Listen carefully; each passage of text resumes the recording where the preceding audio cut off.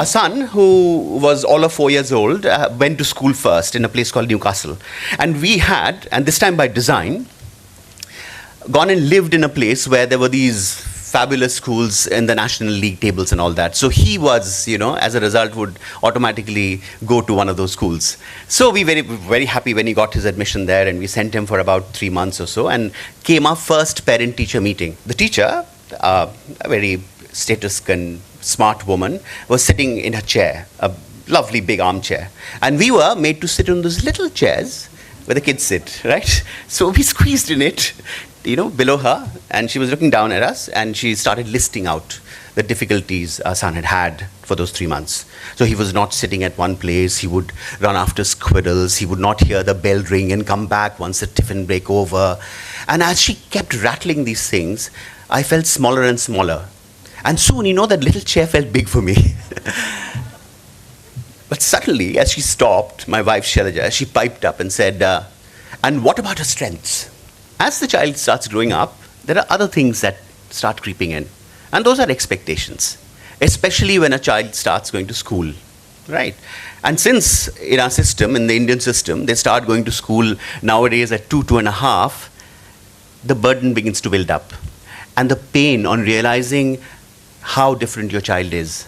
When the dream that you had for your child, the dream that Krishnendu was talking about, that you grow up with, that this is what my child is going to do, this is how my daughter is going to be, all that comes crashing down.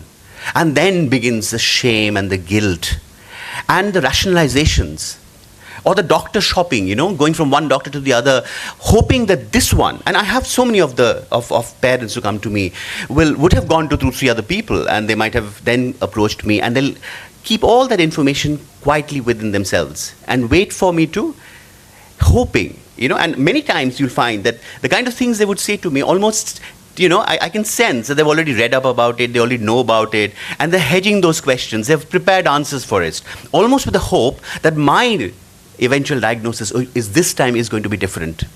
And that journey from that pain, the shame, the humiliation that they feel, the hopelessness and the helplessness that they feel, to empowerment is sometimes a long one, So accepting your child, and I could see that all the, again, as I would say, champion parents who spoke today, seem to have accepted their children pretty early, which is great. But I also question how many parents are actually able to do that, And how important then are forums like these, when you want to form a community, when you want to have, information and awareness about how many more kids there are, how many more families who have made this journey. And of course, each one's journey is very, very different. But it's so important to kind of, to come to terms or to come in contact with people who have had similar experiences in life. This journey where you keep discovering and rediscovering many things that otherwise wouldn't have crossed your path. So I believe that, there's a forging of a new identity, right? There's a new, a renegotiation with realities of life. And that makes, indeed, as you said, that parents, families, children even, who go through such difficulties often turn out a lot more compassionate, a lot more kind. And this has been my repeated sort of experience with working with families and with the children, that they're different in so many ways, and so many refreshing ways. Perhaps that's the kind of refreshing, out-of-box thinking, that's the kind of compassion, empathy that the world requires today. And if we had more such, sort of disabled kids, maybe we'll go the right way. And indeed, as you said rightly, that those are the normal kids. We are, I could include myself in that now. We are the new normal, isn't it? Yeah? And in fact, normal to save the earth, so to say, isn't it?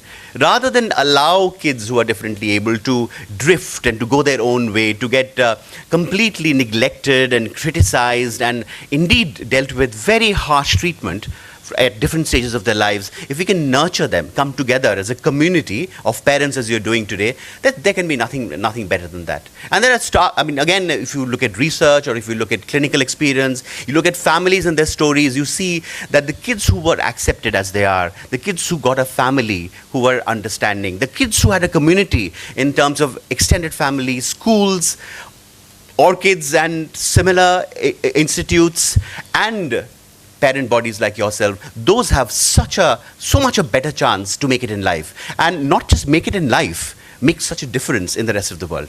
Thank you.